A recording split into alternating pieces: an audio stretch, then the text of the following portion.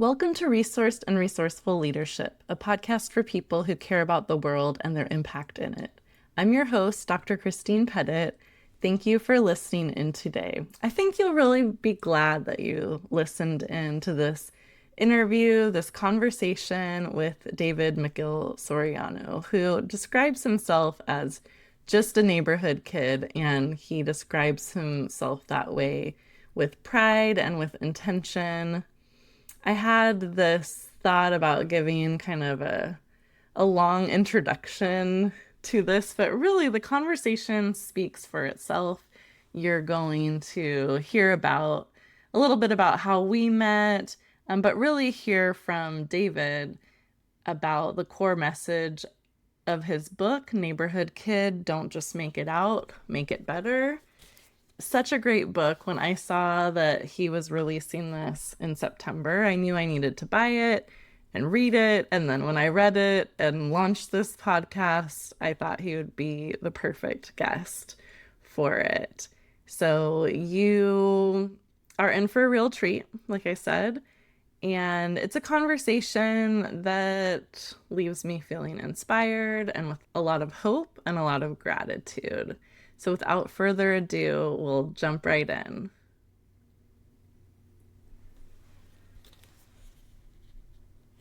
Welcome, David. I'm so excited to have you on the podcast today. Thank you, Christine. It's great to be here. Resource and resourceful.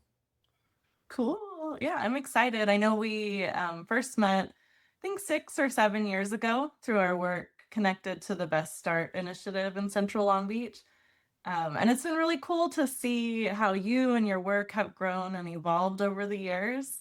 I definitely see you as someone who cares deeply about the community that you're from, making a difference in it, and actually doing the work to do just that. So I'm really happy to have you here today. Thank you, Christine. I'm grateful to be here. And the same goes to you, working with you in the neighborhood, grassroots work. I've seen the love you have for the stuff on all that we do, the block, the neighborhood, the community. So same energy, same vibe as you. Thank you. I was really excited when I saw that you were releasing your book, Neighborhood Kid, and I was like, okay, I definitely need to check that out. I think that was September of last year, right? Yeah. Yep. Yeah, 2 months okay. ago. Yeah, so Neighborhood Kid, don't just make it out, make it better. And, just for our listeners, can you share a little bit about the neighborhood that you grew up in and what it meant for you to be a neighborhood kid growing up, as well as now? Of course. And my mantra is just a neighborhood kid. And I use that mantra wherever I go because no matter how high or low I get, it always keeps me grounded. So it keeps me humble when I feel I'm getting too high. But it also keeps me confident when things aren't going according to plan or how I hope as well too. And that starts from being born and raised in Long Beach. I was born at St. Mary's Hospital right off Long Beach Boulevard, which is just outside the neighborhood I grew up in. And of course, my family bounced around different areas throughout Greater Long Beach. But the neighborhood that we really called home and anchored for several years, once things got more stable, was the Washington neighborhood. Washington neighborhood is a half a square mile, and it goes from the streets are Anaheim, Long Beach Boulevard, PCH, and Magnolia. And it's about 10,000 residents. It's a historic neighborhood, a lot of beauty to it, and different families that live there. Very diverse neighborhood as well, and it's anchored by the Washington Middle School. Many people are familiar with, and then the Fort District Park and Seaside Park.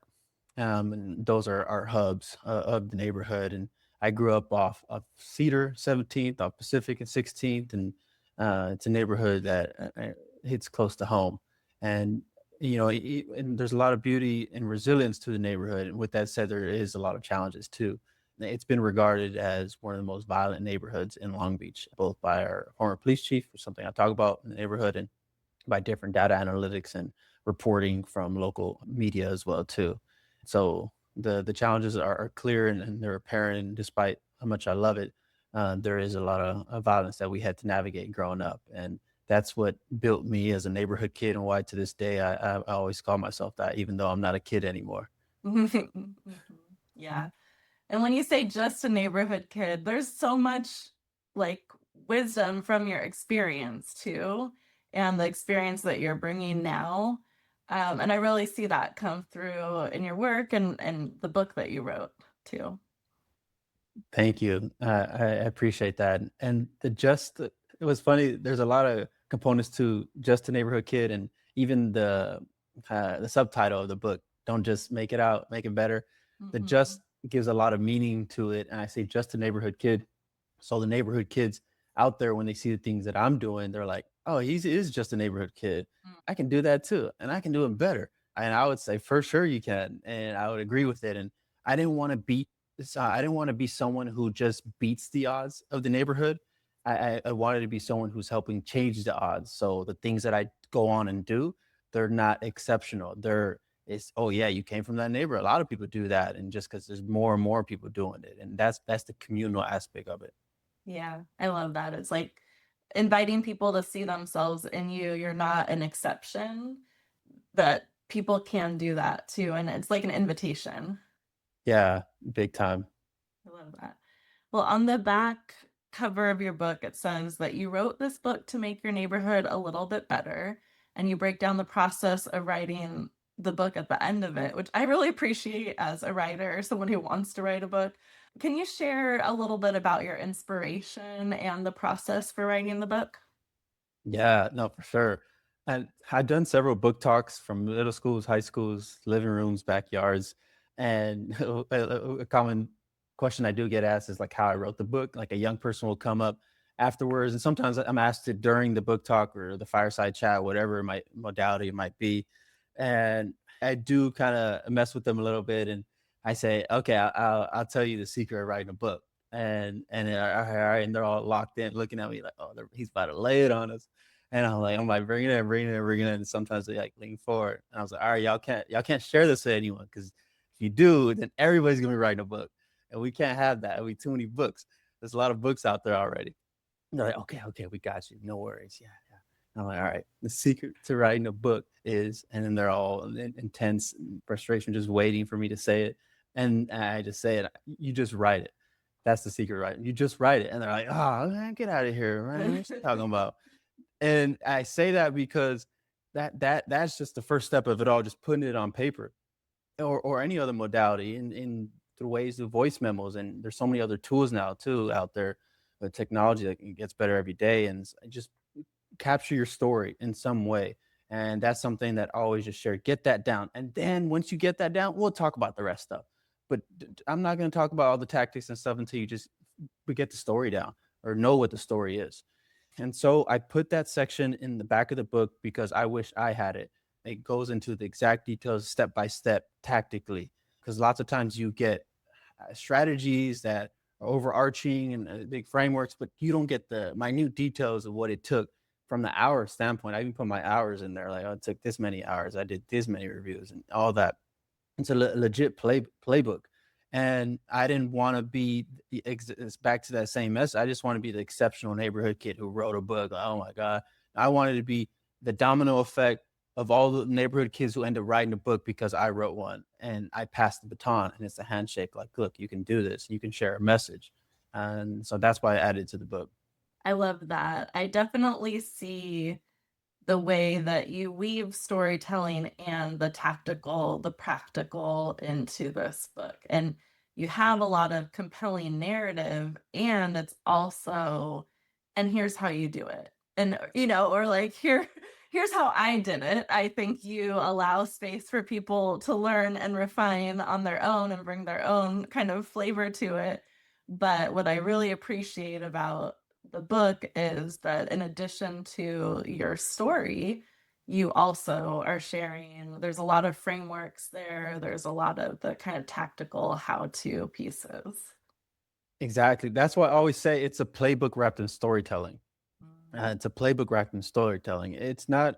It does have a memoir component, a coming of age memoir, but it's way more than that. And even some of the work I did with Library Foundation, that was something they didn't realize until they read the book, and they were glad they did because it is very much a playbook, a blueprint of how to change your neighborhood and how to change yourself as well too.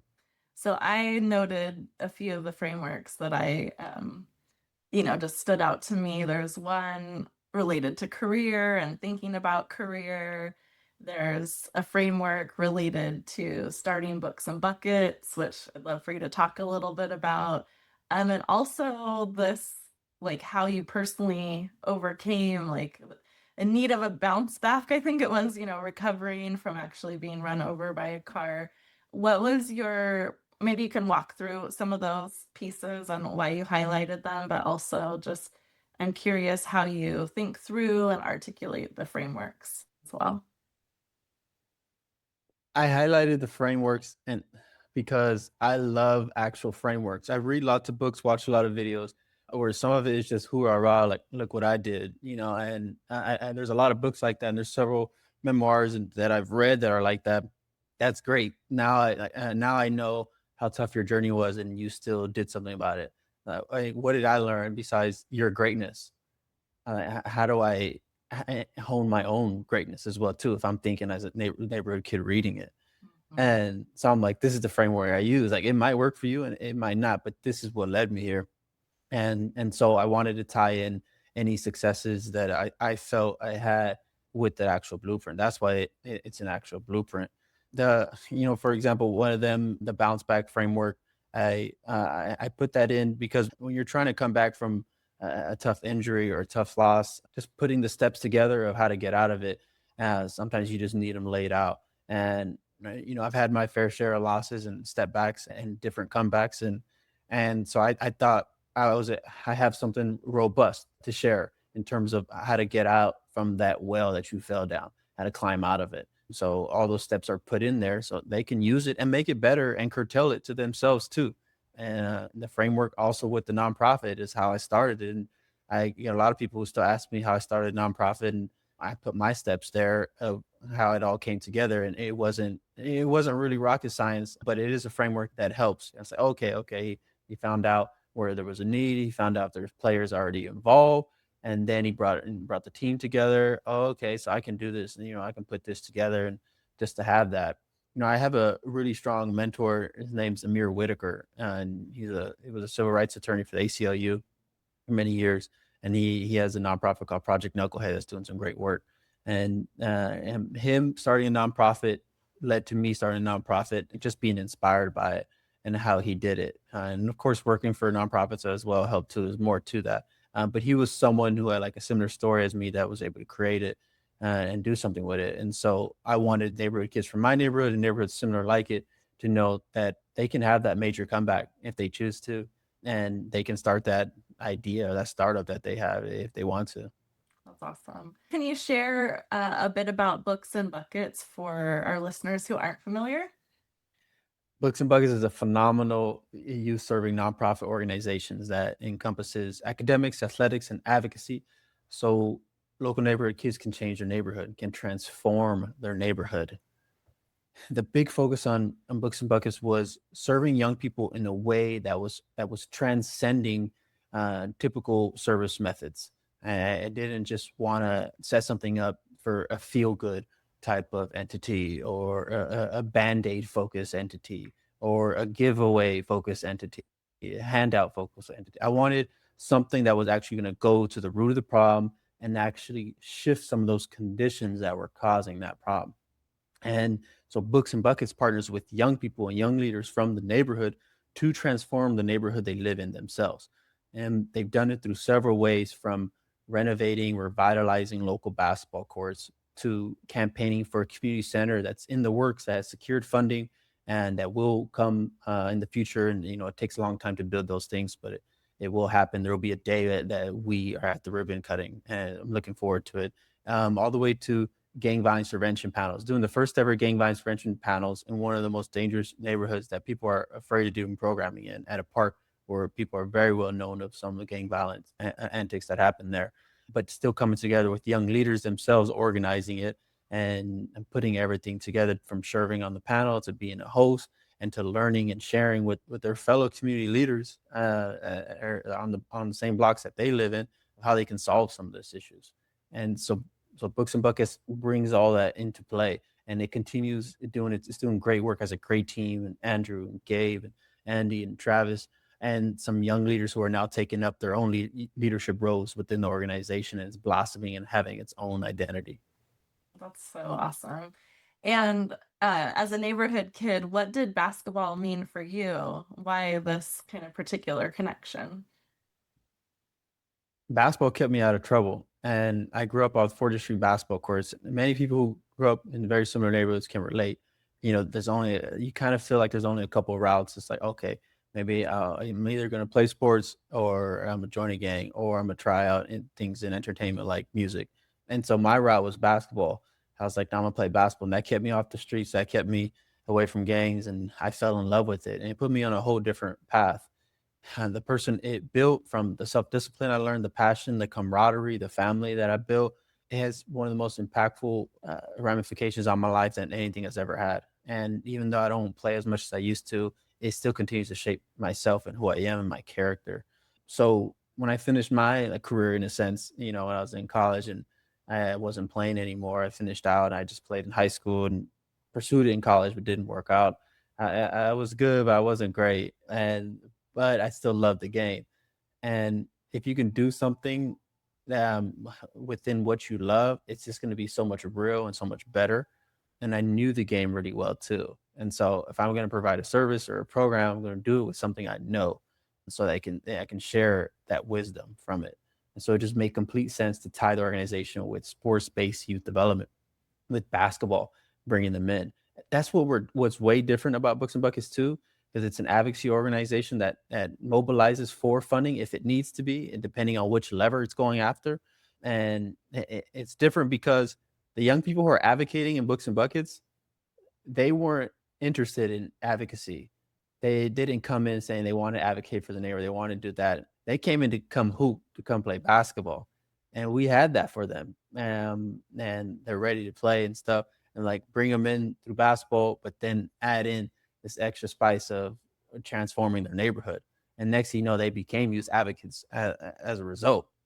And so it combines that element of us, because we have these sports-based organizations that are all about, recreation, play equity work. And then we have these advocacy organizations that are mobilizing and movement builders and organizers doing great work. And how do we bridge the gap between them and have more people involved in the space of change making, becoming active change agents who weren't necessarily naturally interested or inspired by someone in their family, in their network. And so we put it all together. Mhm.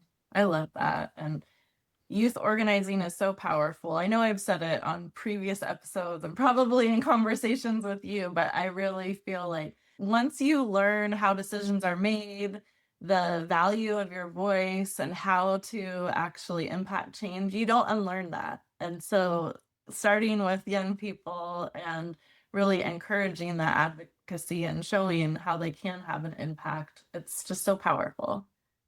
Exactly. That's the agency that I go deep into. Once you realize that the environment around you is something you can affect and you can change and you can put together, then you're like, oh damn, then I can fix things around here. Because sometimes when you grow up in these areas with stresses around you, you think that's just the way it is. My neighborhood's violent, my neighborhood's dangerous. That's how it is. And I just gotta leave as soon as possible.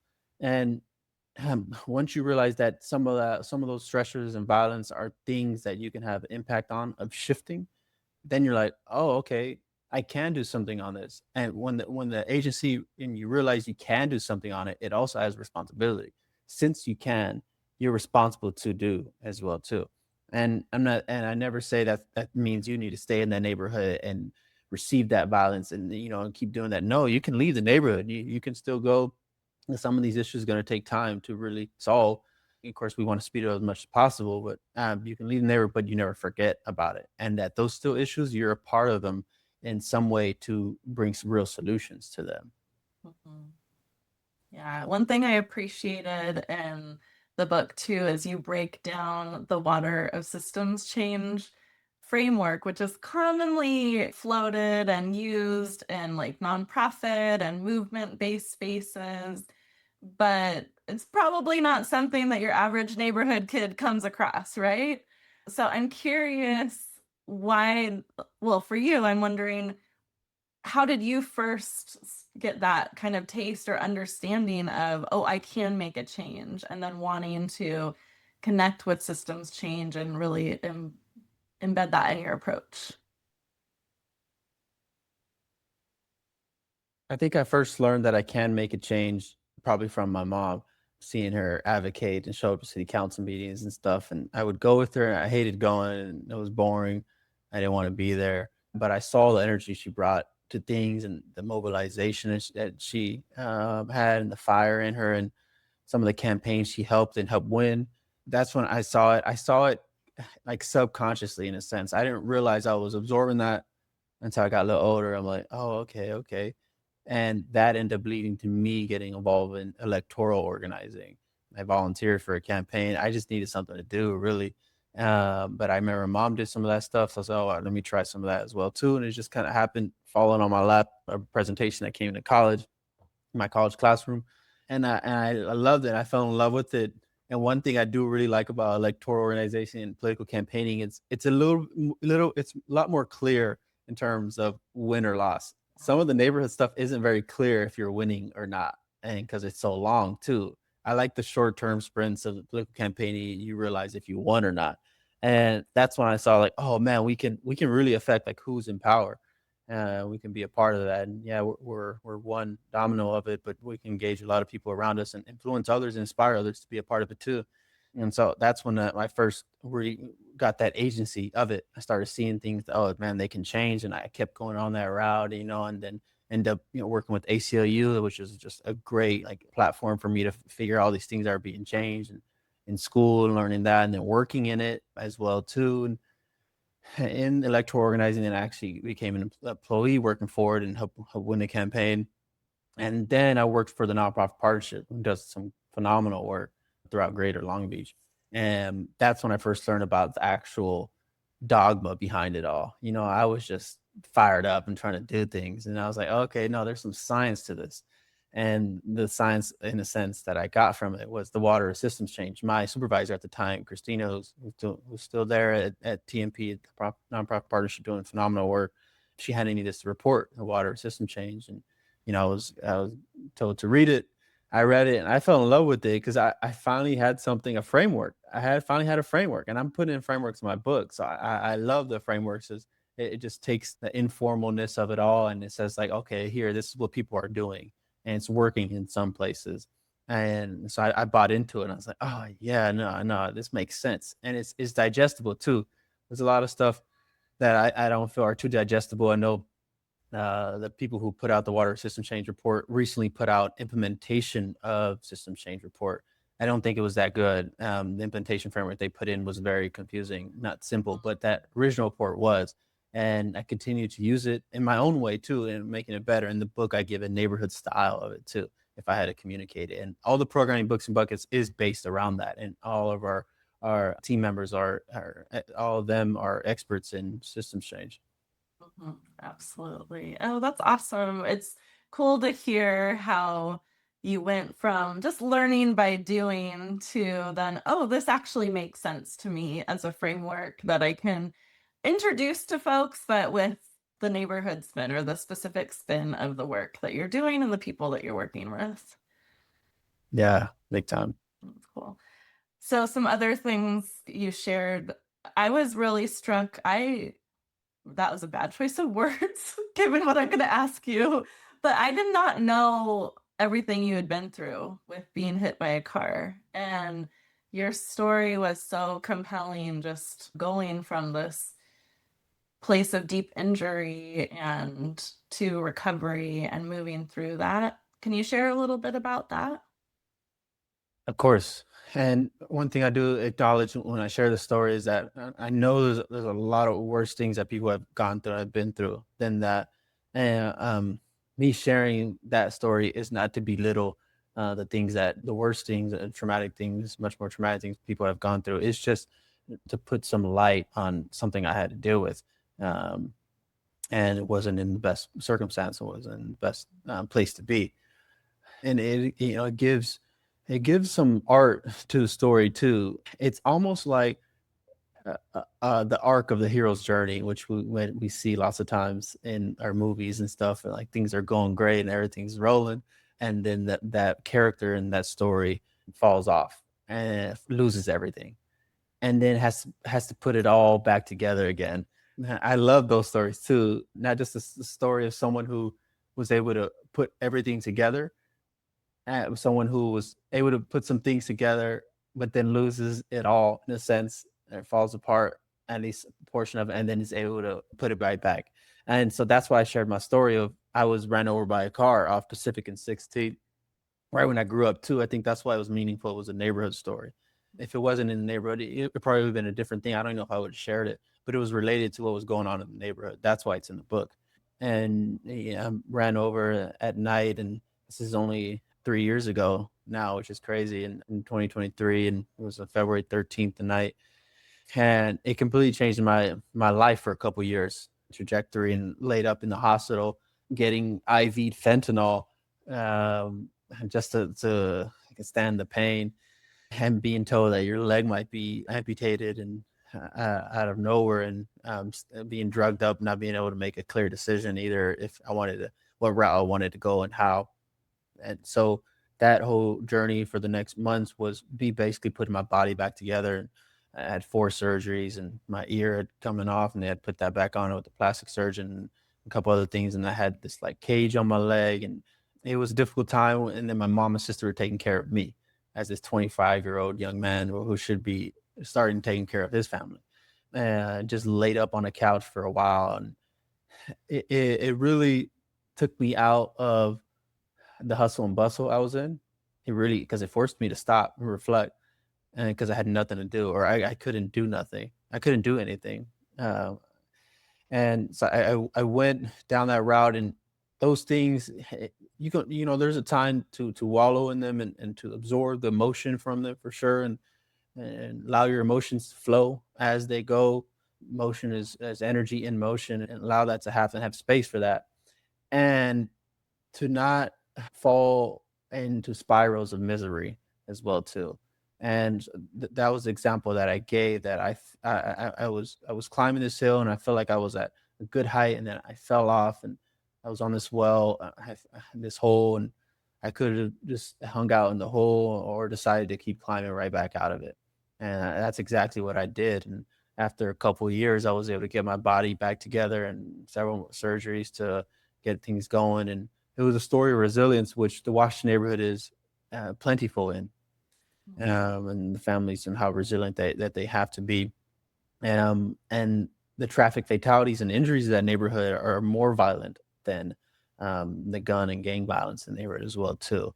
People don't talk about it as much though, because we normalize a lot traffic fatalities, injuries. We're just like, oh yeah, it's the what we get for having cars and stuff, but it's not something to be normalized. We can actually fix those things, and there's different ways to go about them. And so sharing that story of the neighborhood just added more context and culture to the message that I was trying to put in the book. Absolutely. Well, and I heard throughout your book, the importance of music. And there were key moments when you talked about the songs that you were listening to. And as I was reading, I was like, oh, I need a playlist for this book. And then as I got further on, you had one playlist, the Trust in Yourself playlist. So I'm just curious, the role of music in your life, and, how that kind of connects to recovery, resilience, or anything else that you want to share. Yeah, that's a great point about the playlist component. I could have even put it where it's like listen to this song at this chapter at this time to go with it, or just put this playlist on play and read the book, and when you stop reading, press pause on the playlist. That would have been some even more cool synergy that could have added in. And music, everyone can relate to music, and nearly everyone has some type of connection to music that pulls out a different level of them, different emotion of them. And you need some extra spark sometimes. And I really needed it after that collision, after that, when that car hit me. And so there was a few different songs that I remember and that came along the way that pulled that energy out of me when I didn't have it. And music's always had a special place with me because I always noticed it added extra 10, 15, 20% of energy if I played it right. And I did it a lot in basketball. When I wanted to walk into the gym, I was walking in at Compton High School, and I wanted to walk in tough and stuff and play the toughest songs that I know and ready to play them. And then it came in clutch here with recovery. And so all of those songs that are in there are a form of like pulling out your greatest self, and having that best version of you being pulled out. All those vibrations, music is a vibration, and you feel that vibration, and so it aligns with something that you're dealing with. It adds to that energy, and you feel it. Those songs got me out of so much tough recovery sessions where I didn't want to do it anymore because it was just monotony of the same exercises, doing the same thing every day, lay down on a couch all day, and just to do recovery all day and then go back to sleep, lay down on the couch all day, and not seeing anyone really except my mom, my sister, and my occasional friend Jason who would come around. And so those songs kept me locked in, almost like they almost in some sense put you in a trance that's really needed, and like a positive trance. And they do put you in trance. There is trance music. People go to places, to festivals and stuff to absorb that, to have you in the state, put you in that state. And each song can give you a different state. So that playlist was a state that I needed it, and it helped me get out of what I was in. That's awesome. Well, I appreciate you sharing about everything you shared in the book, but also just sharing about your recovery in this podcast today. And I know you said it's like kind of this asterisk, like this is my part of my heart story or one of my heart stories, but there's so much else going on, and I don't want to take away from that. And I'm just curious, kind of what comes up for you to be like, oh, I need to acknowledge this right now. To acknowledge like other hard stories. Yeah. There's a lot of different things that are going on and that people have to acknowledge. I know young people who don't have a father right now because their father was abducted in some of the ICE raids, and some of the young people that I worked with, I've seen young people put in their applications about how like their parent was taken and stuff and how they're navigating that. And that's a big one to think of how that happened. There's a point in time where that was a potential threat when I was in high school and when I was growing up, and I remember not knowing sometimes if my mom was still gonna be around because it's for sure not something new in a sense. It's just heightened to the highest degree it's ever been. So that's why it's on everyone's minds, and so that's something to think about. And you just don't have a loved one anymore after someone takes them.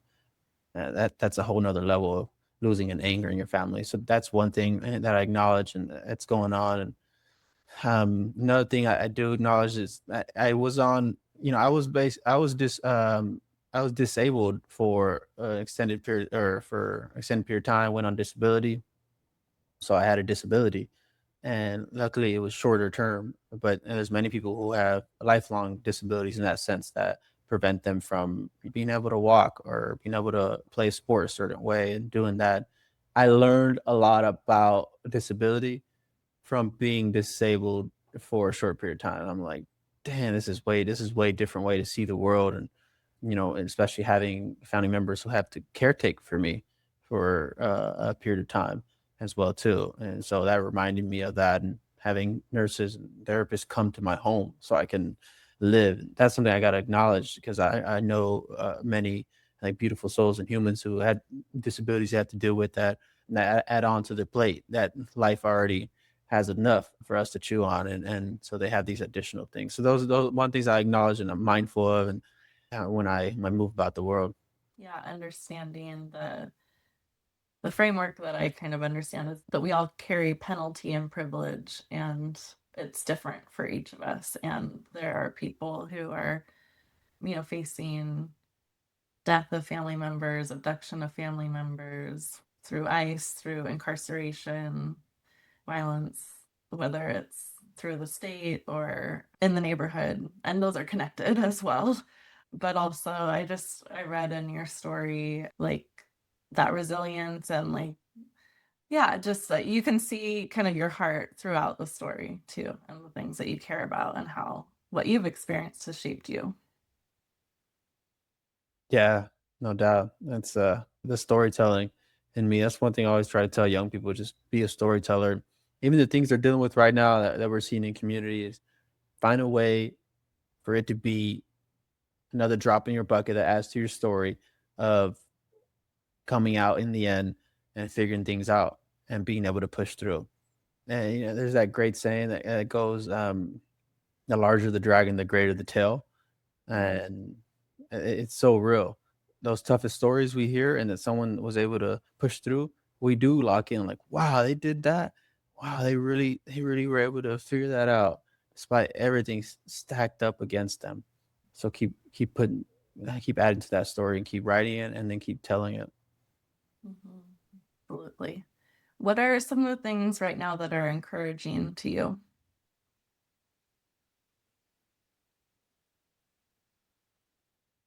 Right now, the weather in Long Beach is wild.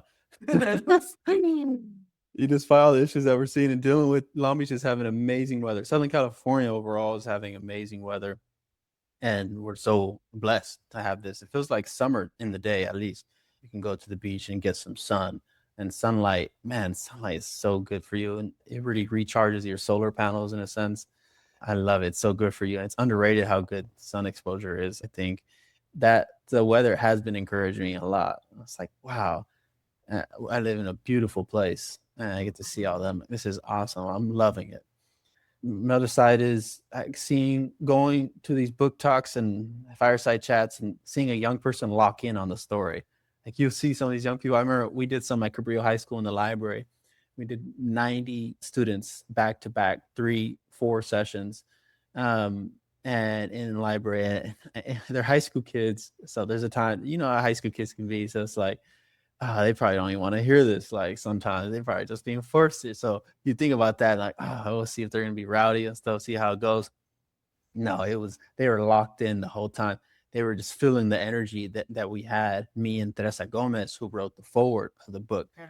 and who's an amazing civil servant, in my opinion, the best civil servant the city Long Beach has ever seen. And so they hear the stories that we're sharing, how we're putting it together, and they love it. And I see the fire in their eyes, and I remember that spark, and I'm like, I remember that spark because I had that not so long ago as well too. So I love that. That's super encouraging. And another side that I see is great is Books and Buckets is growing and thriving as an organization. I had no official role with the organization. I stepped down a while back, and Andrew Mandojano leads that organization, is the director there, and of course the whole team. And so I'll put a part of it, and they keep getting better. They keep getting better and thriving. And they just had a fundraiser in partnership with State Senator Lena Gonzalez recently that was really successful. Like, wow, they're doing it. It really was a seed that got planted, and now that's being gardened and thrive with other gardeners in a sense, and that the plant is growing. So I love seeing that. Just to be like, wow, I remember it was just an idea. When I started that organization with my team members, we got together. We were all in our early 20s. It's me, Marlene, Andrea. A lot of people don't even know the people who first started Books Bucks because this a while back. Danny, and of course all the people who are part of it now. We didn't really know what we're doing, but we knew we had this purpose to bring this to the neighborhood. And as things came to play, it just started blowing up and getting better. And then things came together, and we were really serving a need. We didn't realize how much the need was really there, and just till we did something. And that's why I always encourage young people: if you got this idea, just try it out. Just try it out. You're going to learn way more by just trying the idea out than just overthinking it, writing it on a wall, writing a 10-point-thousand plan, and all this. Just try it out. Less ideation, more experimentation. You're going to get way more data from that. So just do it. That saying that Nike says is really accurate. Uh, put it together, and then you'll get feedback from it. Okay, oh no, maybe it doesn't need, the market isn't for it, it's not the time, or it's like, oh yeah, it is, and it's growing, and figuring all that out. And so that really encourages me. Yeah, that's awesome. From the weather to the folks that you're interacting with, the students, to seeing Books and Bucket flourish and kind of grow in different ways. That's really cool. You have a lot to be proud of too. And I am curious, what are some of the most common questions that young folks ask you about your book or when you talk to them? Other than what does it take to write a book? What's the secret? Yeah, no, I love that question. One of the most common questions is there's a question of they ask about how do they navigate doing things that they want to do or should do, but are still unable to do because maybe they're bogged down by so many things going on around them mentally and how it's coming together. And how was I able to persevere in times where I didn't feel like? 'Cause it's easy to say, just persevere. And it's like, oh, okay. Right. No, yeah, it's way more to that. And the answer I give, I do say there's way more components that are needed and added to it. One thing I really love saying that it continues to have a lot of success for me and that I share with the young people and that they realize and that people kind of grab onto is you're not always going to feel like doing what you should be doing. You're really not. It's like going to the gym. There's sometimes you're ready to go to the gym, you're feeling great, you're gonna have a great good session, and there's times you don't feel like going. But if you were able to still go and it would encourage yourself and push yourself, make it mandatory, non-negotiable for you to go. If you get there at the gym when you didn't feel like going, that it feels so much better. Like, wow, I was really able to do that because it took a road of suffering that was way more difficult. It took a ticket that cost way more than the other tickets they had to buy. But it led to a way funner and faster ride. And so I communicate with all the young people is that it's not always about what you feel like doing. Sometimes it's about what you need to do or what you should do. And if we just rely on just how we're feeling in the moment, I don't feel like it. I feel like, watching Netflix. I feel like just doom scrolling. I feel like this and that. And there's a time and place to listen to that feeling for sure. However, with so many things that grab your attention right now, you have to be careful if it's really, really something your body needs, or is it something that you're just attached to? Because there's never been a more moment where like your attention can easily be just stolen from you, and you're paying that attention. But don't pay it. Realize what you're paying it for, and pay it on a ticket that's going to get you the entry that you want to get to. And so it's not always about what you feel like doing. Sometimes it's about what you need to do, what you should do.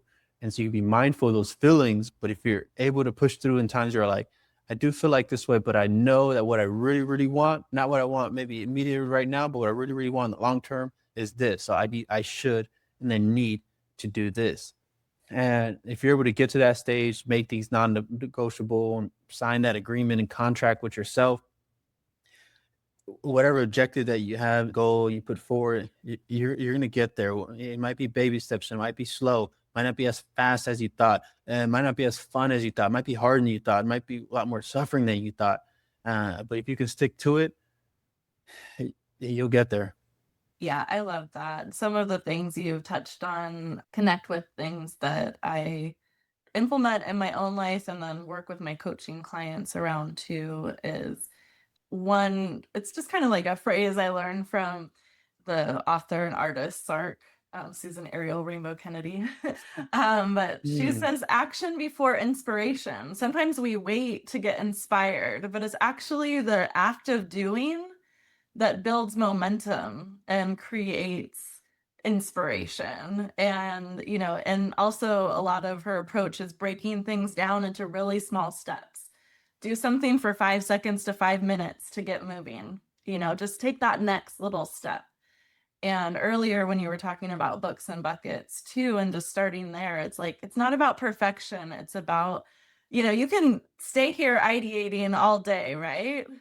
But let's try something. Let's see how it goes. Let's learn from it and evolve. And I think that those things can really help people move forward and move toward the lives that they want to have, or, what they're trying to build in their communities. Yeah, those kind of pieces can be really helpful with that. Baby steps, yeah, just those Mhm. tiny baby steps and momentum. It is a snowball effect, no doubt. Awesome. You did talk about something that stood out to me. It stood out, I think, because a lot of what you say is so like tactical and like this is how you do it. But you did talk about the importance of emotions too. You said it's crazy how people apologize after crying like it's something to be sorry for. How quickly we give people tissues to clean up their tears rather than letting them flow and their beautiful fall. Our relationships with emotions are all messed up. Instead of being friends with our emotions and allowing them to enter our home with an invitation to open our fridge and grab something to eat, we ostracize them. I'm curious, I'd love it if you shared a little bit more about how emotions can be an ally in our lives. Yeah, no, people really like that part. I'm really into emotional connection and allowing your emotions to flow as they please. There's a lot of psychosomatic work, somatic practices that you release emotion from different parts of your body, and you feel just so relieved. And sometimes how you're acting and how your character is, how your attitude is, and for better and for worse, could be tied to emotion that you're maybe holding inside of you. And I went through a journey where I felt like I was just very tense or anxious and didn't really know what was going on. And I got into somatic work a little bit from Dr. G, who was really big into it. Dr. Gonzalez, he has a whole thing called like uh, Heal Thyself that he focuses on. And he teaches people how to allow emotions flow through and in what ways to express them. And I wanted to put that point on there because how much better and open you feel, how much more you can receive and absorb from all the trash things in life when you're releasing your emotions, you're letting them move. As we got in more modern and more tech focused, and sometimes we forgot about different ways to deal with how our body's feeling, and we've constricted our bodies a little bit more, and we don't release emotions as much as we do. There's lots of things we did as kids naturally, no one taught us, and didn't realize how much they were good for us. And you even see when like a little kid, a little taller, throws a tantrum, they move around their body and they're shaking their head and they're stomping on the ground. No one taught them that's what they do when you feel that emotion. They're just releasing it or releasing it all. And I'm not telling people they need to go have tantrums at Ross or wherever they're at and stomp the ground and stuff. What I'm saying is there is emotion like that and anger that you set aside a place at some point to release it through some of those somatic practice, some ways to make sure that it doesn't fester inside you because it will. And I shared that passage also because in the other side of it, when people cry, the first thing we do, we're so quick to grab the tissue, like, here you go, here you go. And people are doing it from a very beautiful intention, like I acknowledge they're crying. And so I want to give them something of support. I see that, but I see it differently than them. And I see it as we're trying to quell or get rid of their emotion in a sense that here absorb that up with these tissues because you shouldn't be crying, or we interrupt their crying sometimes while they're crying. It's like, here, take this tissue so you can wipe it all up, let them flow, let it all messy, let it do its thing, let it absorb, because it's not something that shouldn't be around or shouldn't be happening. And we see it as bad too that they're crying. It's not a bad or good thing. It's not that like binary thing to one or the other side of it. It's an emotion. It's an emotion. There's a place for sadness. There really is, and sadness is beautiful too. There's a place for anger too, and anger is beautiful, and the whole gauntlet of emotions as well. And so I like to see them flow and let them out. And there's still times where I'm like, oh man, I didn't let that emotion flow. I didn't let it go, just because as we gotten older, we gotten more cognitive and less into our bodies. And so I encourage people to just let people release those emotions, let them cry, let them have it out, and so those emotions can not fester inside of them. And so, I remember in times where I cried and stuff, and someone gives me tissue or something. I'm like, I don't want that thing. Like, I'm crying, I'm gonna ugly cry. I'm gonna let it all out in a sense, and in my way, I see it as beautiful, and I'll wipe it all out, and I'm just gonna be with it and sit with it. Yes. Well, as a crier, as someone who, like, I cry for all sorts of reasons. A lot of times I cry when I'm coaching people because I'm so inspired by, whatever is going on with them, or I'm empathizing, Mhm. whatever. But yeah, we're so often taught to like put that aside. Even growing up for me, it was like I was too sensitive, too emotional. But especially for boys, for men of color, it's like, no, gotta suppress that. So I think it's really powerful too that you're talking about emotions and letting them flow and finding ways to move through them. And that is important healing work as well. No doubt. And what I always communicate is, yeah, there's times and places for it. Right? And there's a time and place, when I share with a lot of the young men of color that I work with, is that there is a time and place where you might want to like put on the strength for your family and show that you're going to help lead them out of some situation. And there are a time and place for that emotion that you did feel deep down. You should have a place to release it as well too, because it's not that you always have to release it in that moment, because maybe you do need to show some strength or some guard for some reason because of these structures that we operate in. It's that you recognize when you have that emotion deep down and that you set aside a place, whether if it's not in that moment that you couldn't release it, then and later on you do it. Because if you don't, especially with some of the young men I work with, they do release it. They don't realize it, but they release it in ways of violence and terror and abusing different drugs or alcohol or something that is not good for them in the long run. And so, how do you find a way to release it? Maybe on the basketball court, release it at the boxing gym, and make sure you're having a space for it. Absolutely. It's going to come out one way or another. So Yeah, finding a exactly. way, an outlet. Yeah. Mhm. Awesome. We haven't talked a ton about your formal work, but you have made your way into government and youth development and government at the city of Long Beach, now the county of Los Angeles. What has that meant for you to do this work in the context of your roles in government?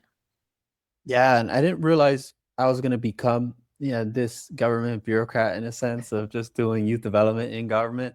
But when I started Books and Buckets, it was just a dream that we put together, and I didn't know if it was just gonna be a summer thing or if it was gonna actually have some traction. Of course, I had a dream of what it would be, but at the end of the day, you still never really know. You see what you receive and get back. But it went really well, and I guess we put the right pieces and puzzles together, and it grew rapidly. And me starting a youth nonprofit, a youth development organization like that at such a young age, it got noticed. And one side it got noticed was from the city of Long Beach, and it just happened to be there was a big youth development momentum going on as well too. That's why timing is everything on some of these things. You got to catch the wave. I didn't know I was catching a wave, but there was a wave, and I happened to be there with my surfboard, and so I hopped onto it. And the city of Long Beach and leaders there, and Anna Lopez was the one who planted a lot of the youth development seeds in the city. Of course, there's a vast array of people and that you were involved in as well too. At your time at Long Beach 4, and you led the organization.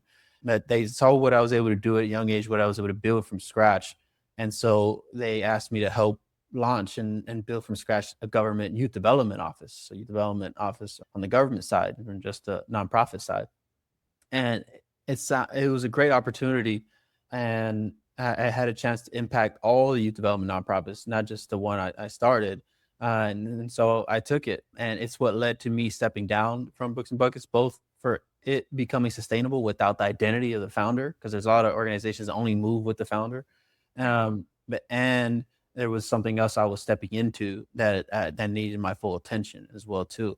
And so I helped launch the City of Long Beach Office Youth Development, and I help build and architect some of the pieces to put together to have a youth fund and a participatory budgeting process, one of the only youth-led participatory budgeting process, and for government public dollars to the Measure Us Youth Fund that engages thousands of youth a year. And then the youth council, and then of course different youth events and youth mentoring. My brother's keeper work I did on, and worked there for over 4 years, and I gave it my all. And that office youth development is thriving. It's only gotten bigger, more funding, and it has proven results, not just hoorah work. And that led to me also having opportunity to come to the Los Angeles County Department of Youth Development. They got to see what was going on in Long Beach, and we were doing some great work. And there's this formula that I always share. I always share with different teams. That I share right now with the team I'm leading, is that you do the best work. Number one, you do the best work. Number two, you tell people you're doing the best work. No one's gonna know. You could do the best work in the corner. It does not matter.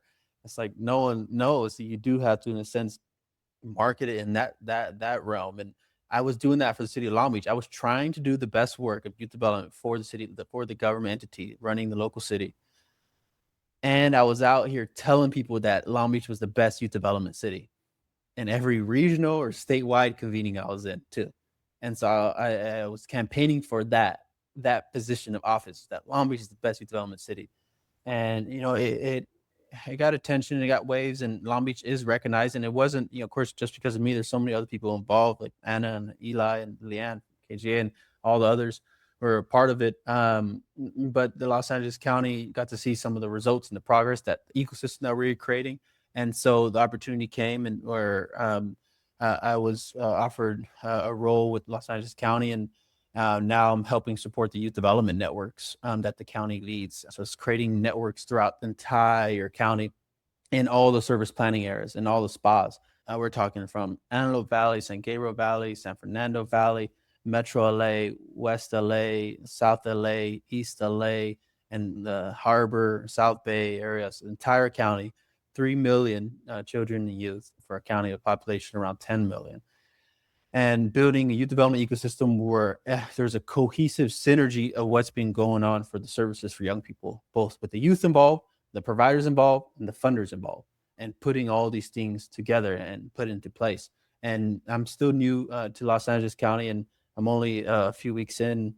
I don't even know how much I can talk about it too, of course, because that's government work, and I don't want to get in trouble if I didn't get any approval to talk about our work. But the work I did in the city of Long Beach, obviously development, it continues and it's thriving. Have a great team there, and it's still going, and they're going to continue getting better. It put me on the route to now supporting regionally with the county. I'm very excited and grateful to see what we can do for all LA County youth, because I do have the mission to make LA County the healthiest and safest place for a young person to grow up in. It's a beautiful mission. And I love how you started really locally in your neighborhood, and then it's city, and now you have the ability to make an impact regionally. And certainly I also think about, even if you were still doing work in the Washington neighborhood, like that local work is so important to inspire models all over the place, right? But it's really cool to see you be able to have a bigger impact in that space and partner with people to do that. No, yeah, thanks, Christine. And I'm still involved locally. That's the thing. It's don't Mhm. just make it out. Don't just make it out, make it better. Don't forget about it. And I haven't forget about it. We're still pushing for the community center, and we're gonna, focus on securing that funding. And I do that as just a resident or someone who grew up in the Washington neighborhood. And of course, I still volunteer in the aspects that I can. And my mom still lives in the neighborhood, so I'm there once a week, hanging out and seeing what's going on, see what we can do. And I'm still connected to all the block leaders, captains, senoras, local people, vecinos, and neighbors are part of it. So I never forget about the Washington neighborhood. And that's why I always remind myself that I'm just a neighborhood kid. I love that. Now that you're not writing a book, I know we talked about you wanting to be more externally focused. What's that meaning for you right now? I haven't been doing a big marketing job of the book. Lots of times there's like a year after you publish the book that it's all focused on getting the book out there. I did a little bit of that for sure. But and now like putting a slow pause to it, or I'm not out seeking it. If it comes, I'll receive it, and then I'll do something, but I'm not actively going for it. And the reason why I decided that is, well, one, I want to prioritize the work for Los Angeles County. It's a massive county, and I want the Department of Youth Development to be indispensable in the value that that they provide to the county, and continue the great work that they've already been doing for the past few years. And so it's going to take a lot of focus and energy, and a lot of hours and intensity. And so I want to make sure that is at the forefront. I don't take the role and the position lightly. And the other side of it is I want to focus a little bit more on my social life. It's very easy to neglect and sacrifice it. And I knew the sacrifice I was making. I made it willingly. And there's a time and place to it. I don't like when people just demonize the fact that, oh, you should have had that balance. You should have had. There's a time and place for a balance, and there's seasons of life. There really are seasons of life. And in many senses, I sacrificed a lot of my social life to launch a nonprofit, to write a book, to do a lot of things. And now I'm ready to start prioritizing my social life with family and friends and a significant other. I want to really put that at the forefront. I'm 28 now too. It's time for me to think about settling down and starting a family. And so I'm searching for that, in a relationship with someone that I really connect with. I would love to have a wife and kids one day. And so in order to do that, I have to relax on the other things. I have Mhm. to make sure I set up systems so they can function autonomously and do their thing. And then so right now I can focus on everything going on in my work life and everything going on in my social life, so I can reel back some of that and bring back some of the social things that I sometimes had to cut out in order to focus on an objective. Mhm. Awesome. So focusing, of course, on the work, but in your personal life, relationships, and looking toward family that you would like to have and relationships that are important. Yeah. Wonderful. Well, as we get ready to wrap up the conversation, I'm just curious, what does leadership mean to you at this moment? Leadership means to me is responding in a way to crises in a way that continues to push the ball forward and continues to make things better. And there's lots of things that are happening right now nationally. And I talk about this deeply in the book, that there's lots of things happen nationally that we don't have much of a control and impact on. And you're seeing it, and you're seeing it too when people are pushing back and it's not resulting in too much, and especially like and of someone just hanging out in the neighborhood, like how much can they really do on some legislation that went through nationally, or some budgets, and sometimes it's frustrating and it's overwhelming. And so I remind them, if even on those things, and those things are important, and there are some things you can do and be a part of. I'm not saying there aren't. However, some of your energy can have a bigger return on investment from doing things locally.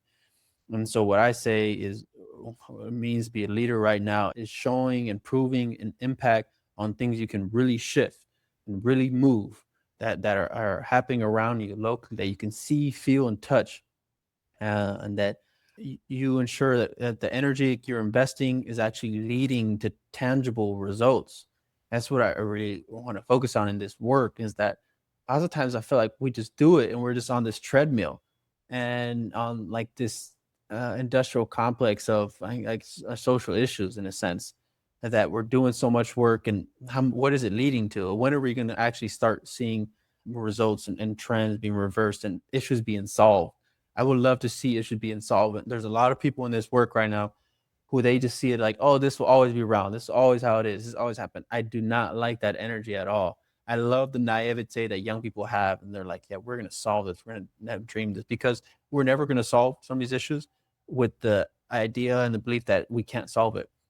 You're just going to have hope to it. And I know you've talked about hope a lot in your previous podcasts and your work, and we just have to have that belief that we can solve some of these issues, and this is how we're going to do it. I really can see that from leaders right now. Yeah, absolutely. That belief, that vision, and doing what you can where you are. Something I say over and over and over. It's like, yeah, what can I do right now? Because overwhelm, it's normal. It's a normal response to what we're seeing right now, but you get stuck there if you stay there. So it's like, well, where can I have an impact? And I think, like, you talk about neighborhood organizing in your book, acting local, starting with yourself, connecting to your neighborhood.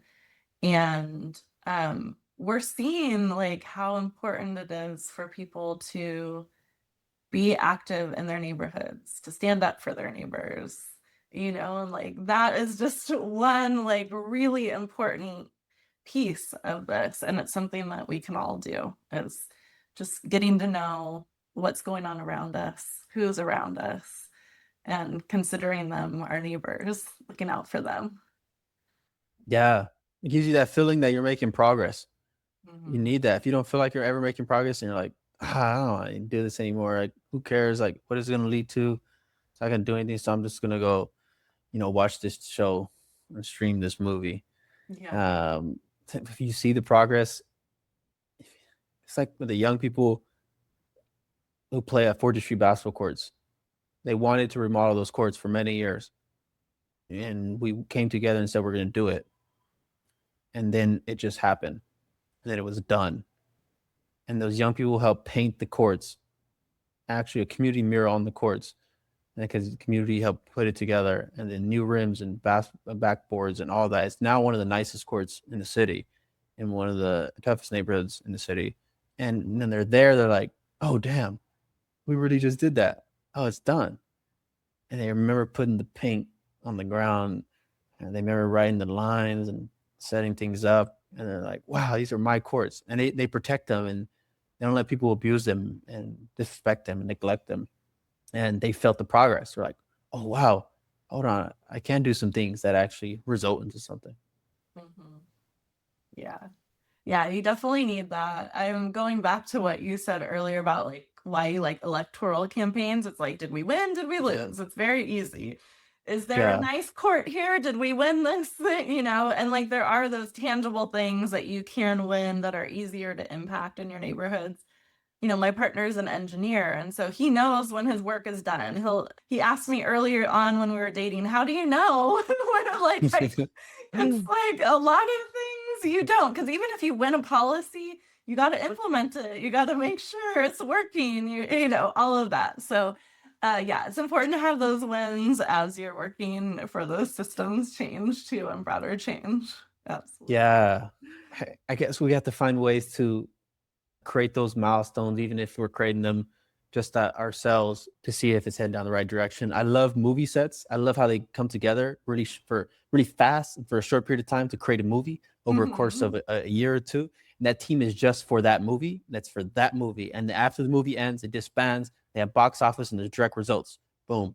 And I want to see how to create more of that. Like, we're going to create this campaign in the neighborhood. We're going to do it for this long and see what happens, see how it goes. And at the end, we're going to measure this number of ticket sales, but for a neighborhood, it'll be something as we'll measure if what we're trying to do happen, which can make it tough too sometimes, but figuring that out and then disbanding or just taking a break and reflecting and then starting a new movie in the neighborhood or doing something else. I feel you there. That's awesome. Well, is there anything else you want to share before we wrap up? You can always do something in your neighborhood. You can always help out a neighbor. You can always help them take out the trash. You can walk around the neighborhood, see if things are going all right. You know, when you're frustrated, you're falling down a spiral, because lots of people are frustrated right now. You're frustrated and you're falling down that spiral. Just remember that you can always go outside and do something for your neighborhood. And it's not to say you need to neglect those things that are making you frustrated, but you need to remind yourself that there's something that you can do and that you can have some form of impact on. And I want people to know that and be reminded by that. And I would love for people to check out the work of Books and Buckets and donate. You know, and of course, I have no role in the organization, but still a supporter.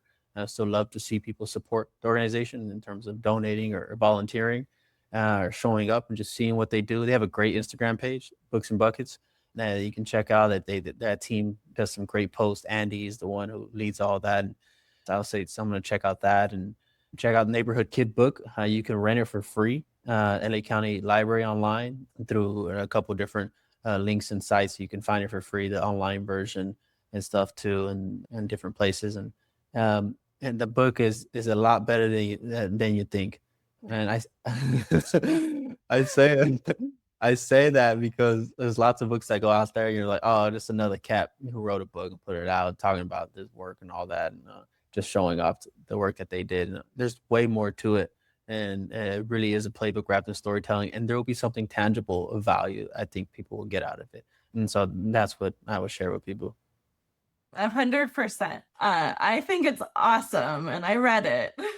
And I'm talking to you, and I think people just got like a taste of it in this podcast. So I want everyone to go out and read it. I will link to Books and Buckets and to Neighborhood Kid in the show notes for the podcast. And just thank you so much for coming on and sharing about your story and your work. And no, Christine, thank you. The honor is mine. A pleasure. It really is mine. And I need to honor your impact and everything you've done and you're doing with this podcast and everything you've done in community. Ensure that I have space for that. The great work you did, Christine, of leading Long Beach Forward. That's when I first met you and saw the great work you did and the great handoff you did too for the organization. You don't understand how hard those handoffs are, or those transitions are. And you did it eloquently. You did it in a beautiful manner, and people didn't know how much you've done that. You've done it several times too, with different organizations, different foundations that where you step in and support a transition period. Your impact is so powerful, Christine. I'm grateful to know you, to call you a friend, and to be on this podcast. And you're doing some amazing work. Well, thank you so much. There's the little teariness coming here, but I appreciate your words, your kind words and recognition. Thank you. Of course. Yeah. Wasn't that awesome? I really loved this conversation. There are so many gems of things that David shared that I really appreciate and resonate with. I love how he says, I don't like the energy that says this will always be this way. I love the sense of agency that he has and that he works to inspire in others. And really that neighborhood level organizing, which we talk about. Of course, having an impact beyond the neighborhood. And that's what I think about a lot is what you do locally. It's what you can kind of see, feel, touch, impact really in a tangible way.